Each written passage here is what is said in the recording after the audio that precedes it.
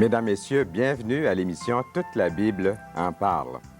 Aujourd'hui, c'est à mon tour de m'entretenir avec vous d'une parole de Jésus lorsqu'il a dit « Toutes les fois que vous avez fait ces choses à l'un de ces plus petits de mes frères, c'est à moi que vous les avez faites. » Alors, dans quelques instants, nous allons regarder ça de près. Vous allez voir que c'est encourageant. J'en ai pris mon parti dans ce message-là. Et la chorale de l'Estrie de joie est de retour à Toute la Bible en parle encore cette semaine. Et dans quelques instants, Diane Lauzon nous présentera quelques livres dans sa chronique de livres. Restez à l'écoute, c'est une bonne émission et nous avons toutes sortes de choses à vous communiquer. Et j'aimerais encore vous dire que même si les quantités diminuent, nous vous les montrons, ces bonnes nouvelles aujourd'hui. Et si vous ne possédez pas un Nouveau Testament à la maison, que vous aimeriez lire la parole de Dieu, des choses encourageantes pour vos vies. Il y a peut-être encore des choses dans votre vie que vous devriez sonder et c'est à la lumière de l'Évangile. Vous auriez une autre dimension si vous passez par des difficultés de ce temps-là, puis que c'est difficile pour vous. Nous vous conseillons fortement de lire Bonne Nouvelle aujourd'hui et aussi le livre de Gaston Racine, Les leçons de Marie. Et notez bien les numéros de téléphone qui vont paraître et servez-vous-en. Nous apprécions beaucoup vos appels. Ne vous gênez pas. Composez ces numéros. Parlez-nous. Et nous sommes toujours heureux de recevoir vos bons conseils, vos questions et de pouvoir répondre aussi à vos désirs en ce qui concerne cette documentation que nous vous offrons. Eh bien, c'est toujours très agréable de recevoir Diane Lauzon et elle nous a préparé quelque chose, des choses à lire. Alors, qu'est-ce que ça sera cette fois-ci, Diane Lauzon? Bienvenue.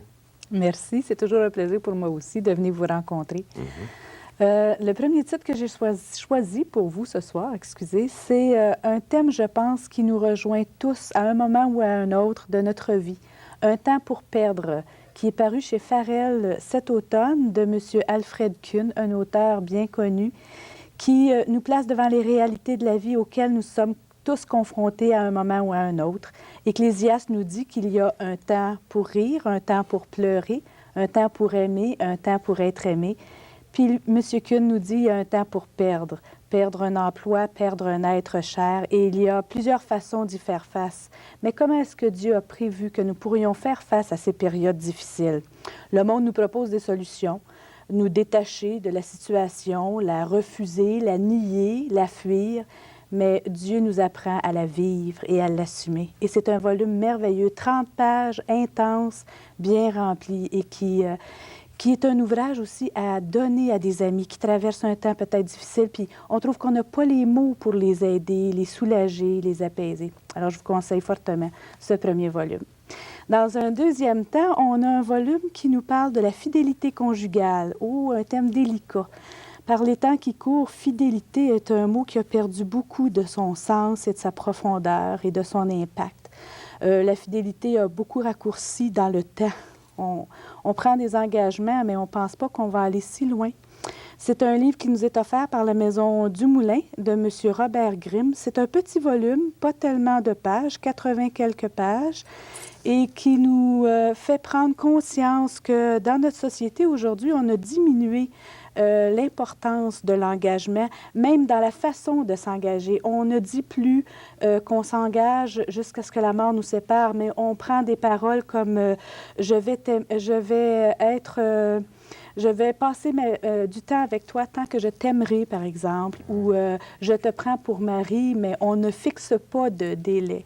Alors, on nous remet dans ce volume-là devant la promesse et tout l'engagement qu'elle représente et comment on peut passer toute une vie dans la fidélité conjugale.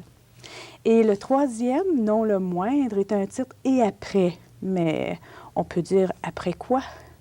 Mais justement, après, il y a une réalité que tout le monde fait face aujourd'hui, c'est cet après-là. Aussi sûr que vous êtes né, vous allez mourir. Et dans ce livre qui nous est présenté aussi par les éditions Clés de M. Bryant, on répond à cette question à la lumière de la Bible. Quel sera l'après qui vous attend? Voilà, c'est les livres que je vous propose en lecture cette semaine. Dans le cadre d'Interlivre, ça? Dans le cadre d'Interlivre, qui vous invite à vous procurer ces ouvrages-là en librairie. Informez-vous, ces livres paraissent dans toutes les librairies qui tiennent les volumes à caractère religieux. C'est très, très intéressant, Diane Lauzon. Puis, pour ceux qui voudraient aussi peut-être avoir une lecture quotidienne, il y a toujours Partage. Il y a toujours Partage, qui est un privilège pour la Ligue de pouvoir continuer de faire paraître ces notes qui vous amènent à réfléchir la parole de Dieu et à rencontrer Dieu personnellement, chaque jour. C'est une note quotidienne, puis il y a un passage Oui. suggéré pour la journée. C'est ça. C'est bon. C'est une lecture suivie sur des thèmes précis qui sont développés sur une période trimestrielle, oui, Ouais. c'est ça. Puis encore une fois, un gros merci. Et puis, on regarde encore vers les prochaines émissions pour savoir ce que vous allez nous sortir là, de bon à lire. Un bon ami, un livre, hein, c'est vrai? Oui, c'est un bon ami, en effet. Merci encore une fois, Diane. Bienvenue. Eh bien, c'est le temps maintenant, après cette bonne chronique de Diane Lauzon, c'est le temps de regarder dans la parole de Dieu dans la Bible. Et c'est un message que j'aime beaucoup. Je vais rapprocher ma Bible et puis j'ai réservé une belle grosse Bible pour vous qui est juste à côté de moi, là. C'est une Bible que vous allez pouvoir lire dans quelques instants aussi. J'aimerais commencer avec des questions pour réfléchir, pour nous aider à réfléchir un petit peu. Qu'est-ce que ça veut dire d'avoir faim? Il y en a peut-être qui pensent tout de suite à leur hamburger préféré, là, ou leur hot dog. Mais vous allez un peu plus loin que ça, je sais. Qu'est-ce que c'est d'avoir soif? Bien, peut-être qu'il y en a un là, qui est pris avec l'alcoolisme puis qui dit « Ah, je sais trop bien ce que c'est d'avoir soif. » Et puis, pauvre, malheureux, n'est-ce pas? Vous seriez le premier à l'avouer. Mais vous allez un peu plus loin que ça. Il y a quelque chose, il y a une autre signification. Qu'est-ce que ça veut dire être un étranger? Eh bien, si je m'adresse ici à quelqu'un qui vient d'arriver au Québec, qui est nouveau, qui ne parle pas la langue, qui comprend un petit peu ce que je viens de dire, il se dit, bien, moi, je sais ce que c'est d'être un étranger. Mais si vous allez un peu plus loin, vous poussez la question, être un étranger, ça peut vouloir dire autre chose aussi. Qu'est-ce que ça veut dire être malade ou d'être en prison? Tous ces mots peuvent être interprétés littéralement, si on veut. Le besoin d'un enfant affamé pour de la nourriture, le besoin d'un malade, un malade qui souffre, par exemple, à l'hôpital, ou le besoin d'un prisonnier pour un visiteur. Tous très réels, ces besoins. Ces mots peuvent représenter aussi des besoins cachés, des besoins qui ne font pas surface, qui sont en dessous même de la surface. N'est-il pas possible pour quelqu'un d'être affamé de connaissances spirituelles, assoiffé de justice, étranger aux choses de Dieu et sa parole, privé de dignité, malade à cause du péché, des passions, des choses qui l'abaissent, qui lui font perdre toute dignité, empoisonné par le matérialisme, jamais assez, jamais satisfait, jamais heureux, toujours vide. Dans l'Évangile de Matthieu, chapitre 25, les versets 31 à 40, un texte que nous allons regarder ensemble dans quelques instants, Jésus parle clairement des besoins des autres. L'importance qu'il place sur ce sujet est évidente. Il nous dit que lorsque nous donnons à manger à l'affamé, que nous revêtons celui qui n'a pas de quoi se vêtir, et que nous visitons un malade ou celui ou celle qui a été mis en prison, nous lui donnons à manger à lui. Nous le revêtons lui. Alors regardons ensemble ici dans la Bible, dans le Nouveau Testament, dans Matthieu chapitre 25, à partir du verset 31. Lorsque le Fils de l'homme viendra dans sa gloire avec tous les anges, il s'assiera sur le trône de sa gloire, toutes les nations seront assemblées devant lui. Il séparera les uns d'avec les autres, comme le berger sépare les brebis d'avec les boucs. Il mettra les brebis à sa droite et les boucs à sa gauche. Alors le roi dira à ceux qui seront à sa droite, « Venez, vous qui êtes bénis de mon Père, prenez possession du royaume qui vous a été préparé dès la fondation du monde. » Et remarquez bien ces paroles. Jésus dit, « J'ai eu faim, et vous m'avez donné à manger. J'ai eu soif, vous m'avez donné à boire. J'étais étranger, et vous m'avez recueilli. J'étais nu, et vous m'avez vêtu. J'étais malade, et vous m'avez visité. J'étais en prison, et vous êtes venus vers moi. » Les justes lui répondront. J'aimerais faire ici une petite pause parce que le Seigneur dit, les justes lui répondront. Dans l'épître de Paul aux Romains, l'apôtre Paul dit, dans le temps présent, Dieu montre comment il rend les hommes justes à ses yeux, car il veut à la fois être juste et rendre juste tous ceux qui croient en Jésus. Alors, je vous pose la question, je fais cette pause importante en lisant ce texte. Croyez-vous en Jésus sincèrement et sérieusement? Il appelle juste ceux qui ont cru en Jésus. Alors, nous continuons ici dans l'Évangile de Matthieu. Les justes lui répondront, « Seigneur, quand avons-nous vu avoir faim et t'avons-nous donné à manger, ou avoir soif et t'avons-nous donné à boire? Quand avons-nous vu étranger et t'avons-nous recueilli, ou nu et t'avons-nous vêtu?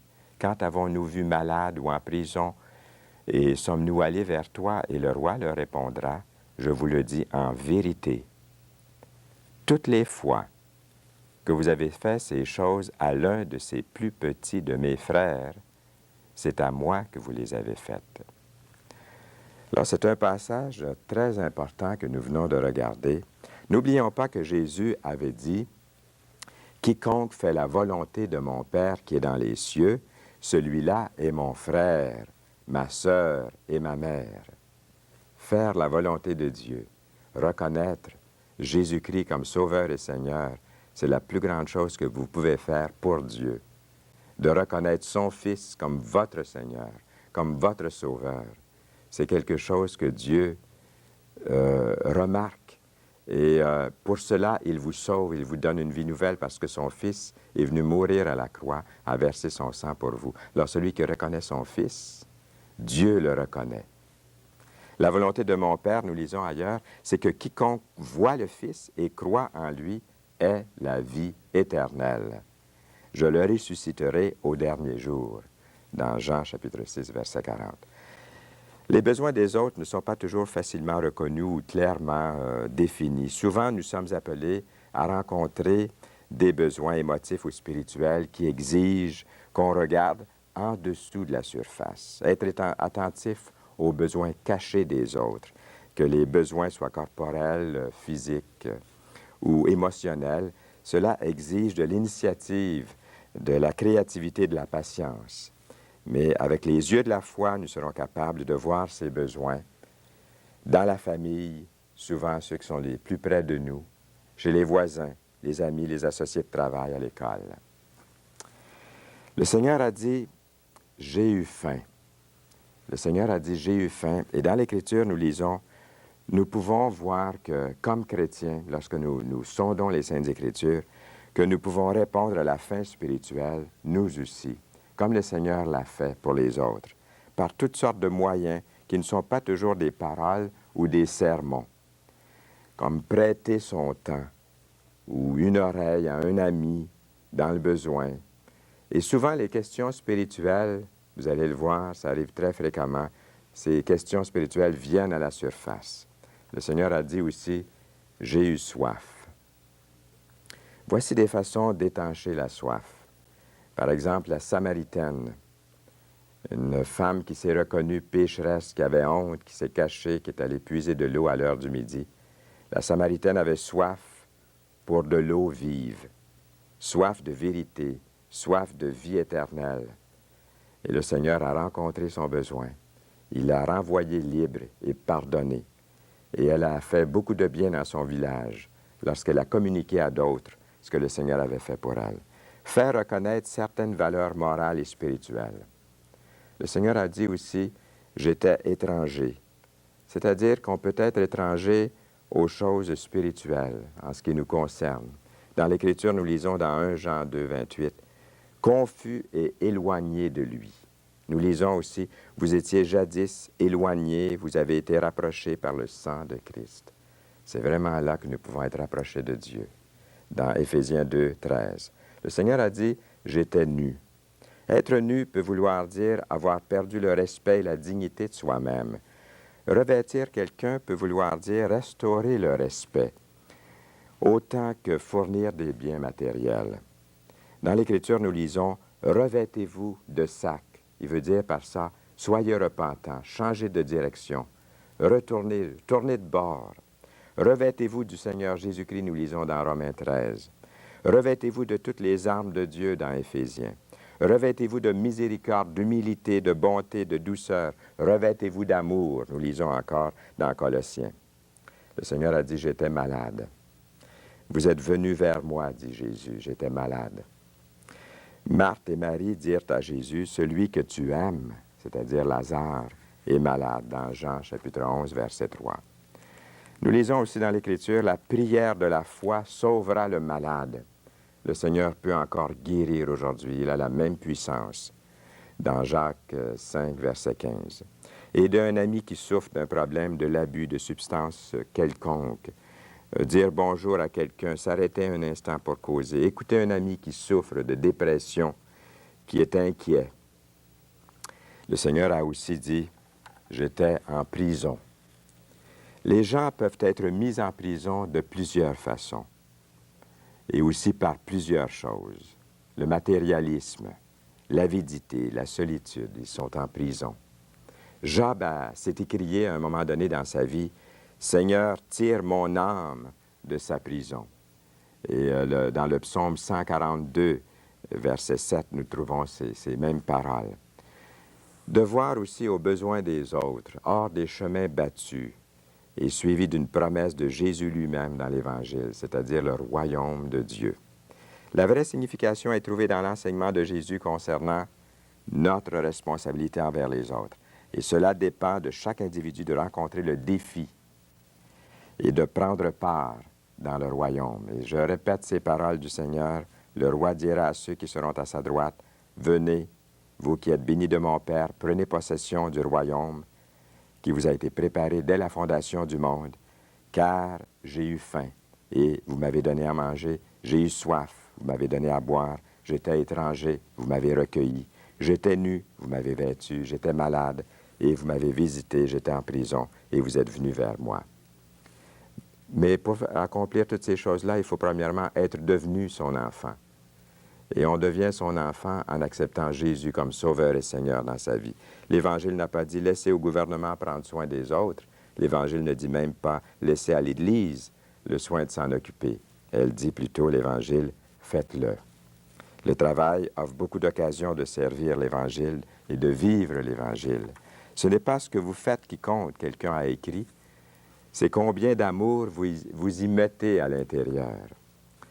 Et dans Matthieu 25, verset 40, Jésus a dit, « Toutes les fois que vous avez fait ces choses à l'un de ces plus petits de mes frères, c'est à moi que vous les avez faites. » Mais pour pouvoir se dévouer, de ne pas penser égoïstement toujours à ses droits, à ses privilèges, ça prend une transformation intérieure. Et je vous demande, l'avez-vous expérimenté, cette belle chose en vous, qui ferait de vous une femme nouvelle, un homme nouveau, un jeune, un enfant nouveau? Eh bien, que le Seigneur vous bénisse abondamment. Et appelez-nous, faites-nous savoir ce que vous pensez de ce message. S'il y a des choses que nous pourrions peut-être, avec lesquelles nous pourrions vous aider. Et ne manquez pas de demander les choses aussi que nous vous offrons comme documentation. Le livre « Les leçons de Marie » par Gaston Racine et aussi le Nouveau Testament. Alors, je vous les montre. Les leçons de Marie, Mère de Jésus. Cet ouvrage est la réimpression intégrale du texte original qui a paru en France il y a quelques années. Et Gaston Racine, maintenant, nous l'offre. C'est un cadeau. Il y a aussi le Nouveau Testament. Bonne nouvelle aujourd'hui, c'est vraiment 27 lettres d'amour que vous allez retrouver dans le Nouveau Testament. Et commencez à lire dans l'Évangile de Jean, c'est ce que je propose souvent aux gens. Commencez dans l'Évangile de Jean, puis lisez. Lisez plusieurs fois la même chose et vous allez voir que c'est une vraie nourriture. On ne s'en fatigue pas. Ça fait depuis le 10 avril 1947, je pense que j'ai lu la Bible à tous les jours. Vous voyez les numéros qui paraissent maintenant, notez-les bien. Et appelez-nous. Dites-nous depuis combien de temps vous avez commencé à lire la Bible. Quelles sont vos difficultés? Comment on pourrait vous aider? Et on va faire ce qu'on peut pour répondre à vos questions. et participer avec nous à l'émission de cette façon-là. Eh bien, nous avons rassemblé il y a quelque temps un groupe de chrétiens et ils font le tour, ils vont dans les prisons, ils vont un peu partout chanter pour la gloire de Dieu. Ils se sont donné comme nom l'Estrie de joie. Et c'est sous la direction de Louise Lavoie. Alors, nous les avons invités à Toute la Bible en parle. Si personne ne veut vous écouter, vous pouvez toujours parler à Dieu. Il sait tout de vous. Il veut être votre ami. Il vous aime tel que vous êtes. Alors, c'est ce que nous allons entendre dans quelques instants par cette chorale. Et c'est plus que du divertissement. C'est aussi un message. Alors, détendez-vous bien. Et moi, je prends une petite gorgée d'eau parce que ça presse. Et écoutons l'Estrie de joie. Laisse-moi voir ta vie. Je connais tes secrets. Je t'aime comme tu es. Laisse-moi voir ta vie. Laisse-moi voir ta vie. Je connais tes secrets. Je t'aime comme tu es.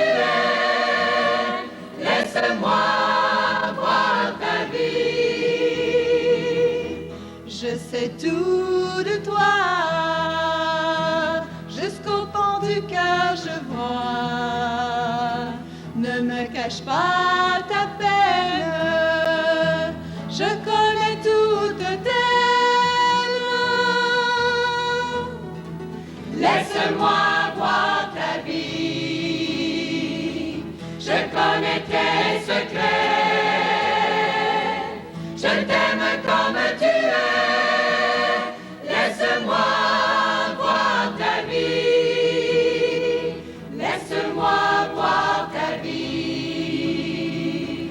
Je connais tes secrets. Je t'aime comme tu es. Laisse-moi voir ta vie. Je veux te guérir. Je veux effacer ta nuit et remplir ta vie. Oh, laisse-moi te conduire. Laisse-moi voir ta vie. Je connais tes secrets. Je t'aime comme tu es.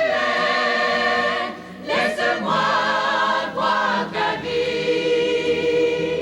Laisse-moi voir ta vie. Je connais tes secrets. Je t'aime comme tu es. Laisse-moi voir ta vie. Je suis ton ami. Ne me fais plus la guerre.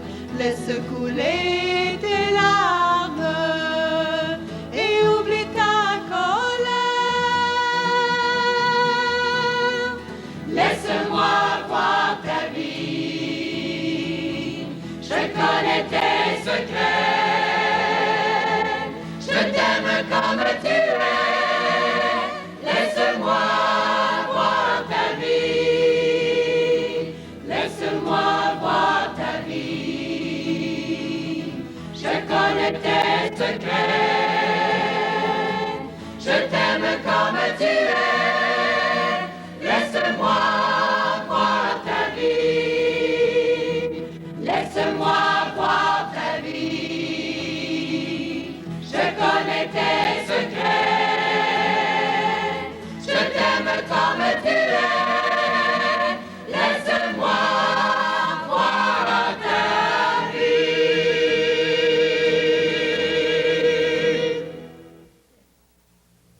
C'était la chorale l'Estrie de joie. Dernièrement, j'ai, comme vous, entendu des mauvaises nouvelles à la radio, à la télévision, dans les journaux, que des jeunes s'étaient enlevé la vie. Et chaque fois, je me sens un petit peu coupable. Je me dis, est-ce qu'on est arrivé trop tard pour leur donner un message d'espérance et de vie? où j'entends quelquefois une mauvaise nouvelle de quelqu'un qui s'est découragé puis qui a fait quelque chose de désastreux dans sa vie. Puis je me dis, est-ce qu'ils ont eu l'occasion d'entendre un jour le message de l'Évangile, la bonne nouvelle? Dans l'Évangile, nous lisons, « Venez à moi, vous tous qui êtes fatigués et chargés, et je vous donnerai du repos. » C'est Jésus qui parle. « Prenez mon joug sur vous, et laissez-vous instruire par moi, dit Jésus, car je suis doux et humble de cœur, et vous trouverez le repos pour vous-même. Le joug que je vous donnerai est facile à porter, et le fardeau que je mettrai sur vous est léger. » Chers amis, n'allez pas plus loin que ça si vous êtes peut-être découragé ou vous vous sentez seul. Le Seigneur vous aime et il voudrait vous donner une autre vie. Et très rapidement, il y a le Nouveau Testament, peut-être c'est bon si nous avons le temps de le regarder, sinon simplement les numéros de téléphone pour que vous puissiez les noter et encore après l'émission nous contacter. Il y a les Leçons de Marie aussi, cet autre livre par Gaston Racine que vous pouvez commander. Et demandez-le pendant cet instant si vous êtes capable de le faire. Sinon, vous pouvez toujours nous écrire. Vous allez voir une adresse qui va apparaître dans quelques instants.